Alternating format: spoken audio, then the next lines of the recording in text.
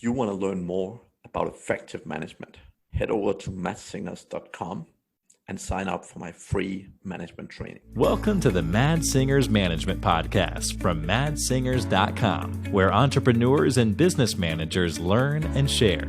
If you like the show, don't forget to leave a review.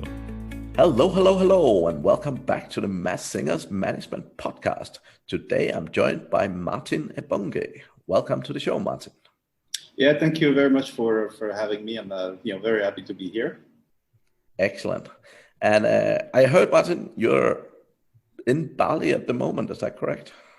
Yeah. I'm in Bali. I've been here for the last 5 years, enjoying the lifestyle here. It's pretty cool.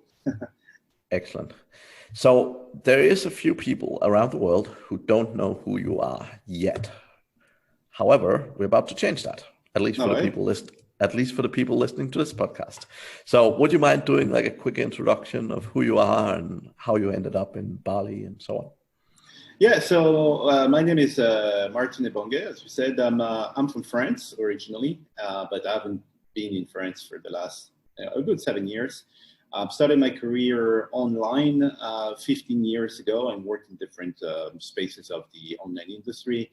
I worked with a lot of big names and big companies managing their campaigns. So, Skype, P&G, and eBay, and, companies like this. But I've always wanted to have more freedom. So I did like my job and everything. It's not that I was unhappy, but I just aspired for more and wanted to create my own lifestyle. So 7 years ago, I decided to pack my stuff, quit my job, because I already built a business that was running and bringing me 3 times my salary. And I decided to go on a round the world tour that I did for a good year and a half. And after that, I arrived in Bali, and I decided to stay in Bali because I did like how kind of like the vibe here and the intellectual stimulation, because I meet a lot of people here. And so I've had this business, that current business that I have, which has now expanded to different business units, where I have staff that are all over the world. So they basically work remote from 4 different countries. And it's been a learning curve, but it's been a really fun ride. Excellent. It sounds like a lot of fun. So what countries are your staff based in, just out of interest? So there is one person who's here in Indonesia, in Bali, next to me. There is one person in Romania, 2 people in Kenya, one guy in Croatia. I think that's pretty much it. Yeah. Excellent. So when we were talking before the show, you talked about one thing that really I'm a big fan of, which is empowering people. So which part of this business, or like which aspects have you really been able to empower people with, and how have you gone around it to be able to do that? Because lots and lots of the audience listening are really struggling to get these first move. They're really struggling, both in delegation, but particularly in the empowering piece and really learning to let go, right? Yeah. So the thing is the core issue, if you ask me, I won't call it an issue, but the main thing for me is kind of like your ego as the entrepreneur, right? Because as the entrepreneur, while you started the business and all that kind of stuff, and you think that you are the only and the best person in the solar system who can do the task. And it's very hard to actually let go and give it to other people.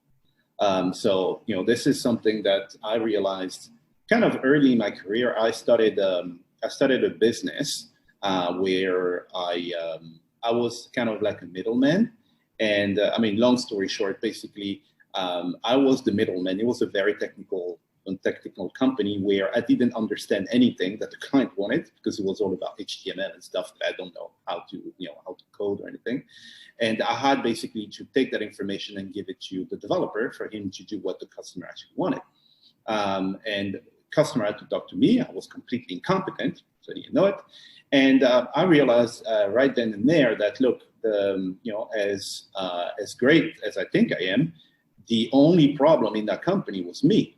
So I had to figure out a way to let the people who actually know their stuff talk about it And this is when the business started running.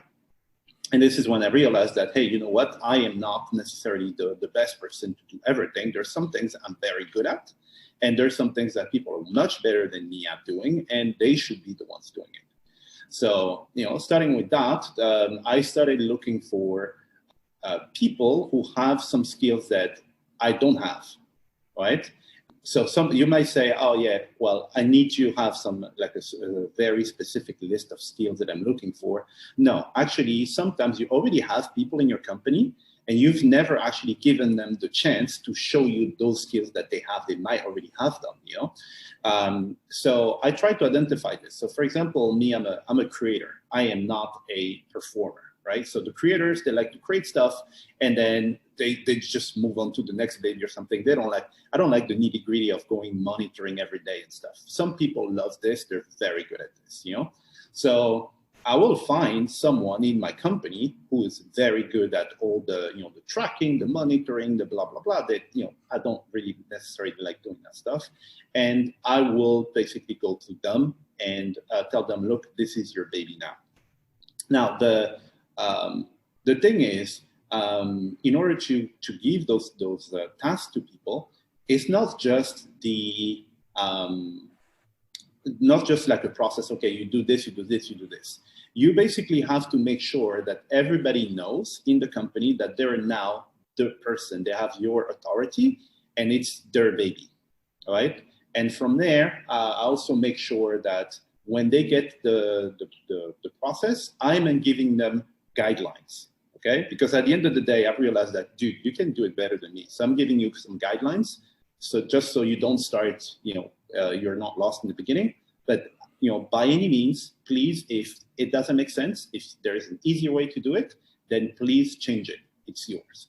And when people feel included and basically the work that they're doing, they actually built it themselves, then they will be 100 times more involved in the company, and you will be surprised. I mean, my people, they came up with stuff I never thought about because, they're different from me.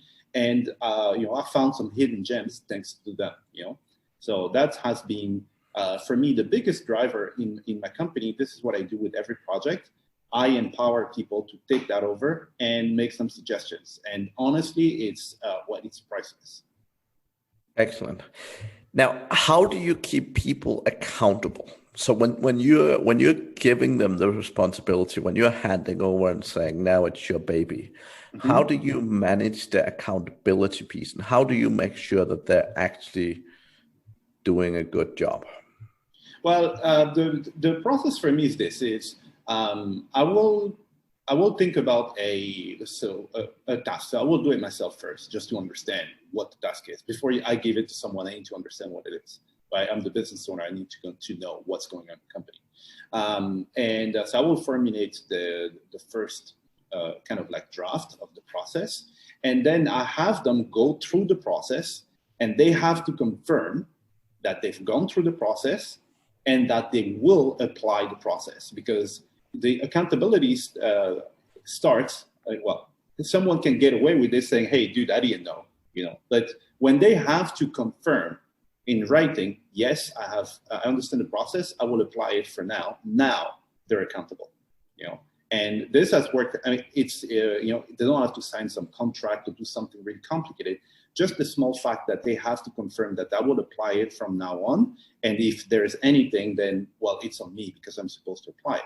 So once they've done that, I will monitor the task for, I don't know, 2 to 3 weeks, depending on the regularity of the task, right? So if it's something they have to do once a month, obviously it's going to be 2-3 months, right? So I go over the task. I tell them, oh, okay, yeah, this, can we change this? Can we change that? We have a discussion. And then when I feel like, hey, you know what, you don't need me anymore in here, then that's it. They have it. And they were committed because, they had to make that statement of, okay, I'm going to apply this, And yeah, very simple stuff, but, worked like gangbusters for me. Cool. Yeah, that sounds good. So when you hand over responsibility to people, do you have any sort of way of tracking the performance over time, or, making sure that, they don't do really well initially and then at some point start falling off, or like any sort of Any way you sort of manage that? Yeah, yeah, kind of. I'll say this is maybe one area where I'm not looking at like graphs and KPIs and stuff to monitor that like over time or something. We have regular meetings where I don't know, like once a week or something. We will talk about it, and it's basically during those kind of like reviews that we will address if there's anything that's not working. We will address it. So I don't have any, I haven't built any like tracker to see, if this is done or this is done. I know if the task is not being done because I can see it in the results, but yeah, I haven't, that's one of the areas where some people might be more advanced than me there, because I'm like a high level view, and this is too, yeah, I mean, for me, in my philosophy, it's a little bit too micromanagement. I have a micromanagement line, and for me, it goes beyond that, But the thing is also that the staff that I have, so people who are in my company, in 7 years, I only had one person who left. So I've worked with these people since 2013, and nobody ever left. So they know exactly how I work. They know exactly how, what I expect or anything. And yeah, this is why today, maybe in the beginning, yes, I had to do a little bit more of that. But today I don't necessarily have to do it because they're, I kind of like know the kind of like family, Right. And you have, obviously, you said you can see it in the results. So obviously you have some good output in terms of being able to measure the results. Is that right? Yeah. So it's basically stuff like, okay, setting up campaigns and stuff. So if I see that, there are no clicks or anything coming from the campaigns, that I know, well, it hasn't been, I can look a little bit and say, oh, these campaigns haven't been done or anything. But just because I chose the right person, if it was me, honestly, I'll be very honest, if it were me who had to set up those campaigns, it would be done 2 days. And then afterwards, I will be doing something else. I chose the right person, and they just do it like consistently. And even stuff that I completely forgot we were doing, they've been doing that. So, it is also choosing the right people will help you get stuff done. Obviously, you still need to trust. Doesn't, I don't know, in French we have some expression that says that just because you trust them, it doesn't mean that you shouldn't check. Right, but it reduces considerably the risk of the stuff not being done. So, I mean, so far for me, it worked great. The work is being done, and yeah, very happy with it. Cool. Well, that's always good when the work's getting done. That's yeah. That's what we all try to achieve. So, okay, very interesting, very interesting. And how have you gone around? So you said you have people all over the world. So how have you gone around, like hiring these people, and what have you done? How have you found them, and so on? Yeah. So the way it works for me. So the first two, I was writing books, and I needed a cover for my book. And I needed an editor, someone who would go and change all the formats and stuff that I absolutely hate doing. So I was looking for a designer for the book, and I went on the platform. So today it's called Upwork. At the time it was called Odesk, and I basically created a post looking for a designer, and there were a lot of applicants. So I asked them, okay, can you do me a sample of this, of that? So there were maybe 10, 15 of them. And I found this guy there who was responsive. He understood everything I was asking, and he delivered, quality results. It was insane. The quality discrepancy between what he was doing and what the other ones were doing was huge. And one thing that I learned over time is, people always assume that working with freelancers is easy. Oh yeah, you just go online, you find a freelancer. It takes an awful lot of time to find one, a decent one. And then most of the time they just vanish in thin air, right? So they start and they vanish, or they do a really good job and then they vanish or something, And when I find someone who's good, on the freelancing side, I will make sure to keep them as happy as possible because I know how precious they are. So this guy for me was precious. He was the best. So he did my book covers. And then my philosophy is also that someone who's very good at what they do and they have achieved mastery in something, they have these traits, and they will generally hang around other people who have high mastery as well, which is these are other people are committed, and it could be in a very different space. Okay, so for example, if you look like professional athletes and stuff, they will hang around other professional athletes because they know the grind of like 20 years before they get there. So I went to this guy because I was looking for someone to build a backend interface for WordPress. So I asked him, you're very good. I'm pretty sure you know good people who can do some WordPress. And he said, hey, I can do it. I can do that too.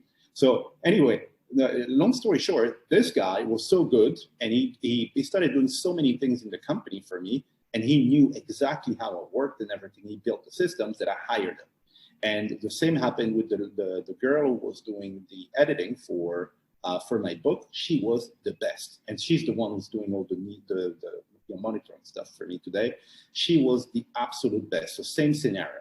So from there, because now they've been working with me, they know who I am. I empower them. Again, there is a second way for me to empower them. Is look, you know how I work. You enjoy working with me. If I post an ad out there, I can lie about how it is to work with me. Maybe I'm a complete jerk, right? But I trust you 100%.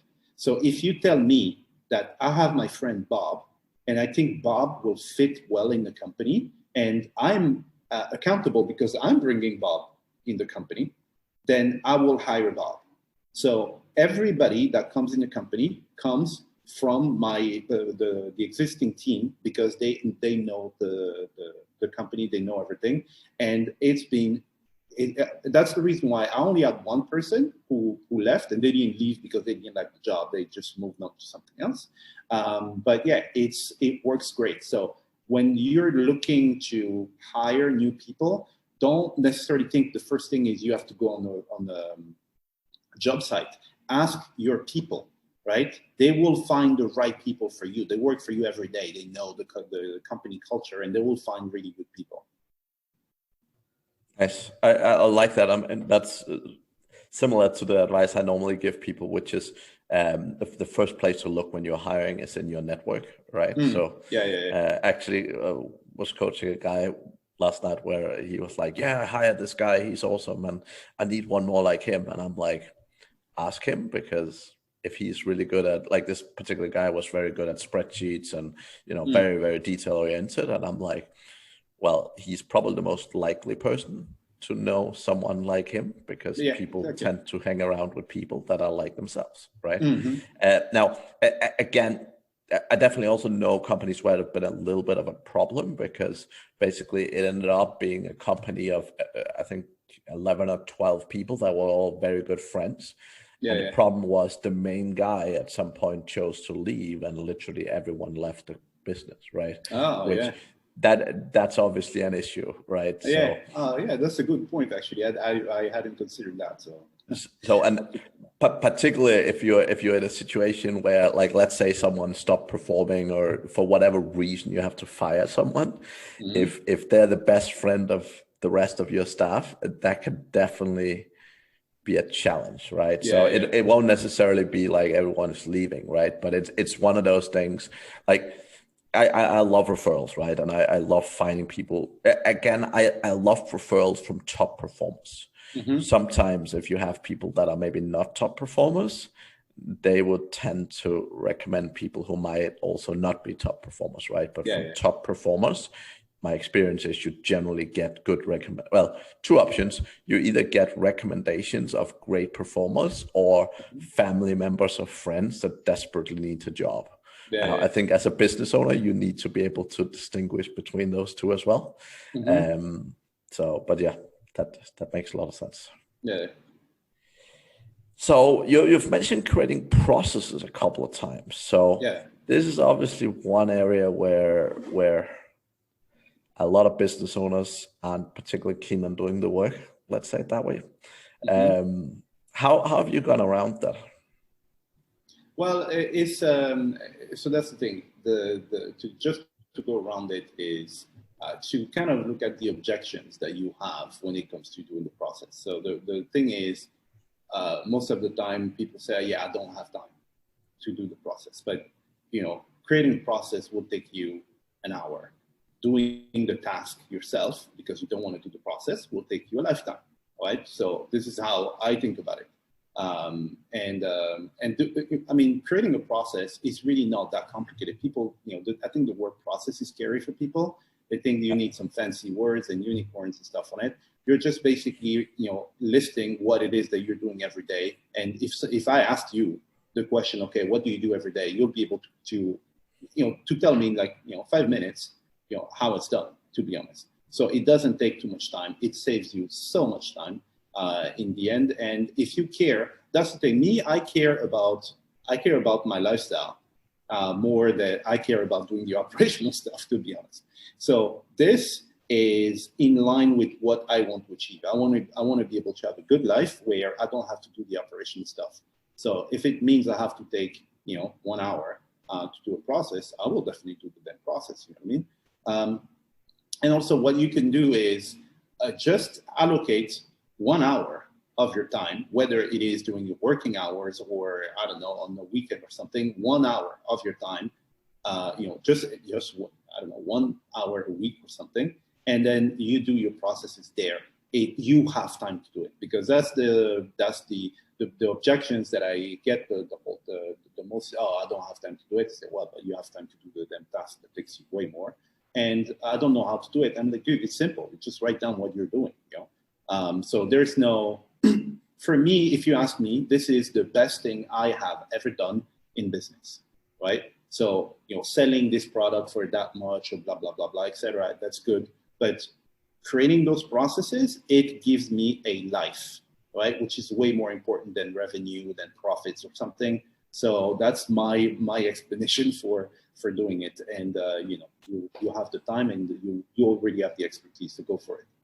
Yeah, that makes a lot of sense. So that was one thing you mentioned earlier that struck me a little bit, right? So one of the key things, most business owners feel they have to learn the task first and then delegate it.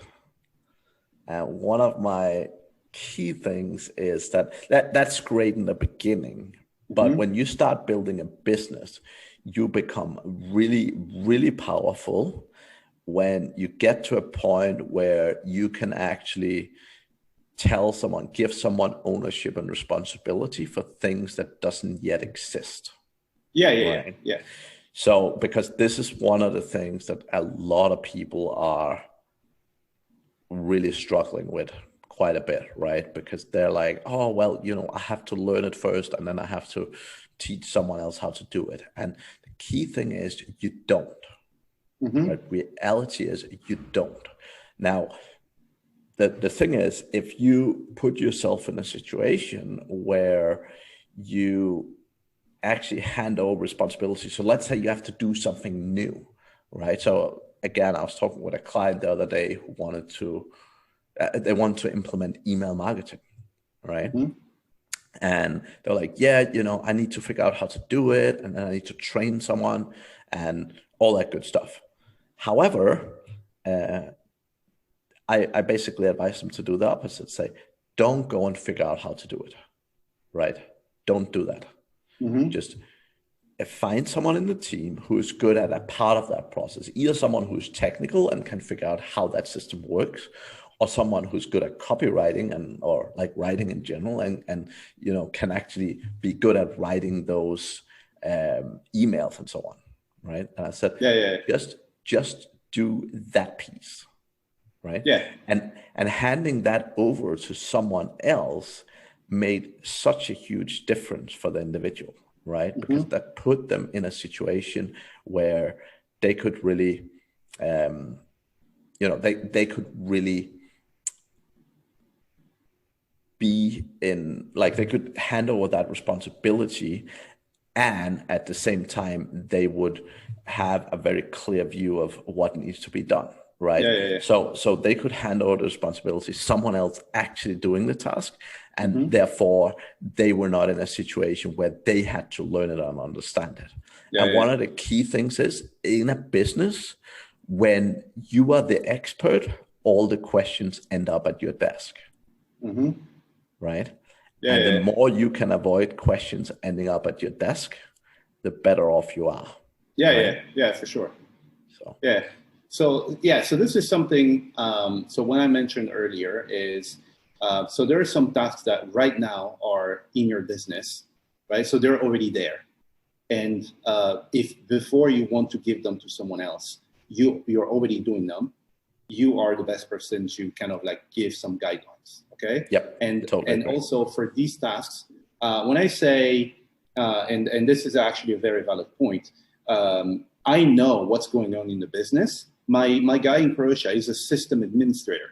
I don't know how he connects. He creates the DKIM and the SPF and all that. Because technically, I just know the basic. Okay, so we need to do this, blah blah blah. Then the details I don't necessarily need to know. Okay, but just like you were saying, there are new projects. Let's say there is this new project that we're starting. What I've done is, exactly what you're saying, it was, I don't know anything of this. I cannot centralize all the information. If the information is centralized through me, the company is very vulnerable. So I will basically buy so I had, for example, a lot of tools and a lot of courses and stuff that I bought over the years. I never actually went through them. And I picked up these courses and I gave it to my staff. Hey, go through this. Then you're the guy now, and then you go through this thing, you come up with the process and you explain what the thing does, and then we're going to implement it so that everybody in the company will have different, kind of different expertise, and doesn't come, everything doesn't come to me. So that's more for like the new projects, like the core ones that you actually want to get rid of and have someone do them for you. Obviously, you've done them yourself first. But it's also very, very good, as you were pointing out, that anything new you want to add to the business, you can get someone the training. They become the expert, and they just brief you on the actual workflow. So so you have some idea of what's going on in the business. Yep. Excellent. That's very good, Martin. Very good. What's the biggest management challenge that you have ever faced? And how did you end up dealing with that? So I joined a company, and the culture was the problem. Okay, I was fortunate enough. So when I started my career, the first real job that I had, because I've done some jobs when I was a student and stuff, but the one that I consider back my real job, the first one, I was brought in a company where the culture, the team culture, was it was the heart of everything. And my manager at the time, she gave me the philosophy that I have right now.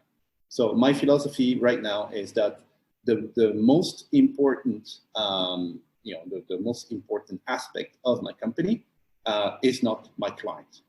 I don't care about the client, to be honest, because the client, maybe they buy from you once, that's it, they're gone, right? Maybe they come back 3 months or something. I don't know what your retention rate is.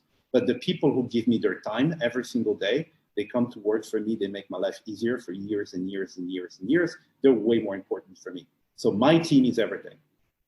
And what I want in my team is that everybody helps each other. There's no competition. We're all striving to achieve the same goal. So this is the culture I was kind of like brought in. And I mean, thankfully, this is where I started. And I ended up in this company where when I got there, the culture was completely different. So there were 2 teams. So I had 6 people, right? So there were 2 completely different teams and 2 different managers, like account managers in these teams. And one of the account manager is someone that I already worked with before. He was, we pretty much had the same philosophy. So he was mentoring the 2 people or account executives that he had under him, passing all the knowledge and not centralizing the information, making sure that they level up, right? But the other team manager was holding all the information, was forbidden the two other people to talk to anybody from the other team, thinking that, I don't know, it was some sort of war or something, even though they're in the same department, they need to work together. They couldn't talk to the other team. And if they wanted to talk even to a client, they had to go through that person before. So when I joined, I basically had to kind of like change that and get the team to understand that, hey, you know what, we're all working together and let's start helping each other out, right? There is no, left team, right team and stuff. And, just putting together, some activities that the team was doing together. Everybody will have a project that they had to present to the other ones. So let's say in the team, you always have someone who's very good at something and everybody goes to them for that, okay? So let's say you're very good at HTML or something like this. Everybody's asking, oh, how do I do this? How do I do that? So we're obviously not going to transform everybody into you, right? Because it took you years to do it. But there are some basic skills that you can pass to the rest of the team that will eliminate maybe 80% of their problems so they don't come to you. So I evaluated everybody's core strengths, and I asked them, okay, so you will need to basically train the other team members on what it is that you're good at. And just like that, helping each other out and stuff, the team became a lot better. And even the cases resolution was a lot faster because they had most of the answers. And so it took a little bit of time, but they worked out. And that was, if you ask me, the best team that I've managed, because we ended up being like it was really like a family atmosphere. So that was my biggest challenge. It was more related to the culture and kind of like the Cold War that was going on there. Oh, wait, excellent. That sounds really, really good, Martin. So I think that was great. So if people are eager to get in contact with you or get hold of you, what is the best way to do so? The best way, I will say, maybe you can contact me on Facebook. So I will leave you a Facebook, or for anybody who's interested in, who has a particular problem in their company and they want some advice or something, or like a basic strategy call. I can leave you a link where you can book me. We can go through what it is that you're struggling with, what your company doing, what you're trying to achieve, and see if there is a strategy that I can help you with. Because I've been able to successfully do that in my own company. So I didn't get and that's the thing, So we were talking about this in the before the show. Is very often people assume that there is one way of doing things, and there are many different ways. I've been able to achieve what I achieved without a specific training that I followed from one person. I got bits and pieces from there, and then experience and stuff happened and stuff. And I can show people, okay, what it is that I was able to achieve. And yeah, so if you are looking for like a solution, trying to get out of out of your business, because that's now my core specialty, then you can definitely hit me up there. I will give you a link, and you can have a free consultancy call, and then we can go over that. Excellent. Thank you very much, Martin. It was awesome having you on the podcast. Yeah, thank you for having me. Excellent. And to the audience, we'll be back again next week. Thank you very much for listening. Thank you for listening to the Mad Singers Management Podcast. Please leave a review. It means the world to us.